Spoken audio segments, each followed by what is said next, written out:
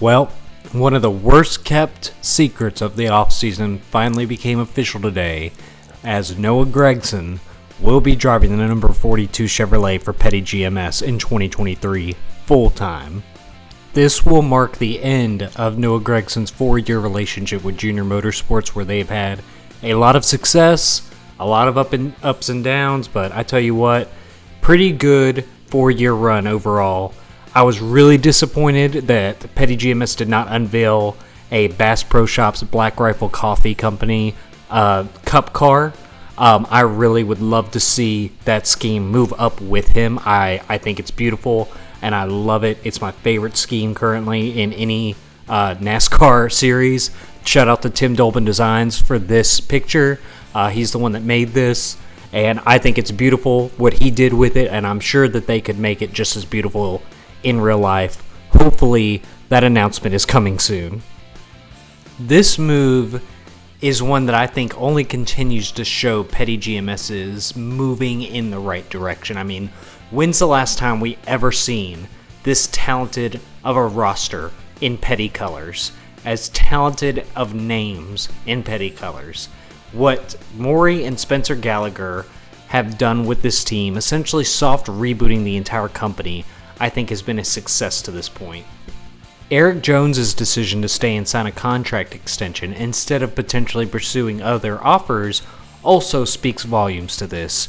You can visibly see the improvement from last year to this year, where Jones has had races where the 43 car honestly looks good enough to compete for wins this year. More importantly, his stats are night and day different. 13 races to go into this season, and he already has 2 more top 5s, 2 more top 10s than last year, and is currently running an average finish of 16.5, 3 positions better than he was last year, and sitting 14th in the points compared to last year sitting 24th. He's still in a must-win situation for playoffs. You know, you really can't help the amount of winners we've had this year. If it wasn't for that, I think that he would probably have himself a very good position for playoff capability. But the point is to visibly see the improvement from the organization overall is probably a contributing factor to Noah Gregson's decision to join the team. Had this announcement came last year, I would have been more worried about Noah's future and Petty GMS as a whole. Last season, Noah almost seemed to digress from 2020 to 2021. He just didn't seem to have the same amount of speed he had in 2020. He seemed to be struggling with his confidence a little more. And even though he rebounded once the playoffs started in 2021 and definitely saved his season to make it, at least on paper, look a little better than 2020, I think that if you watched his progression last year, he definitely started that season off a little underwhelming, but finished strong.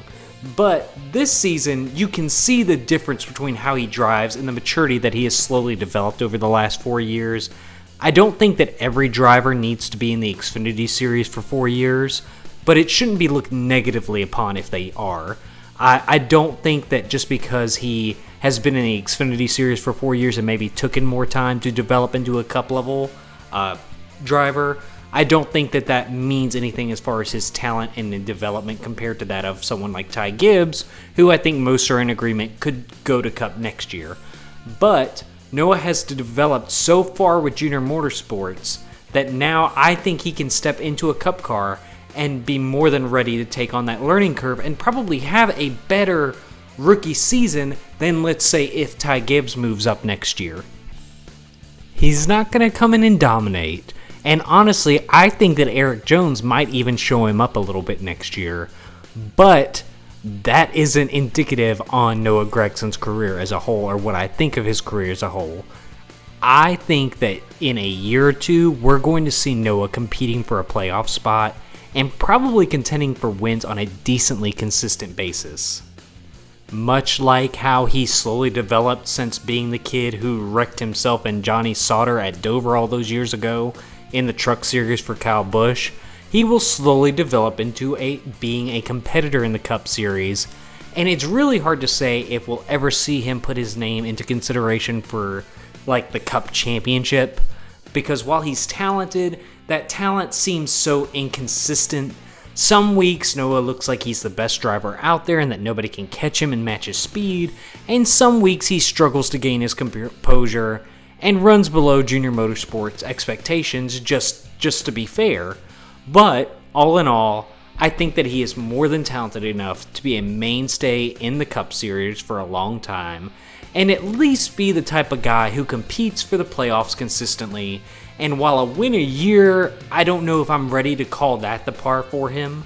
I think he'll be the type of guy to have a really good year where he wins like 3 races, then maybe turn around and not have any wins. I think that he potentially, just from what I've seen him in the Xfinity Series do, I could see him having an up and down Cup career, but I think it's going to be more success than failure. And I don't even like using that word, but I don't think that you're going to see a lot of negative comments come the end of Noah Gragson's career.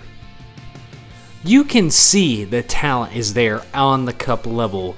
Just from what you've seen out of him running part-time with Colleague this year, he has shown flashes of talent and speed. You look at what he did last week at Michigan, he was running in the top 5. I mean, he was running great.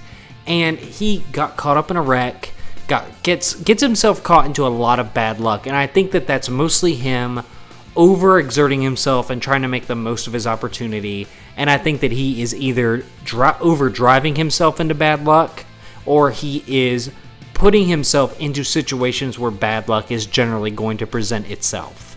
But this coming year, in 2023, he will have a whole team dedicated to him and standing behind him to be competing and learning from the best in the business to help push him forward. I think is immensely going to help him. I think that just like with any athlete, moving on to the next level comes with its growing pains, but going to that next level makes you better just inherently.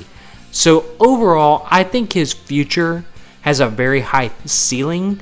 It's just going to be a matter of if Petty GMS continues to grow and stay competitive and not like let him get lost in how insanely competitive the Cup Series is. His confidence has got to stay at peak levels. I think that is the best way to maintain success with Noah long term. But overall, with a young 2-car team next year of Jones and Gregson, and having a young guy like Daniel Dye, who's really, honestly, outside of his little ball-busting controversy, is looked pretty solid in ARCA, I think that Petty JMS is poised to have a lot of growth in the coming years.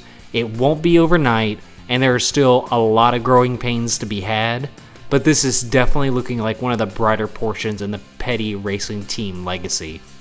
But what do you guys think? How do you expect Noah to do in his rookie season? Tell me what you think in the comments, like and subscribe, and I hope y'all have a great day.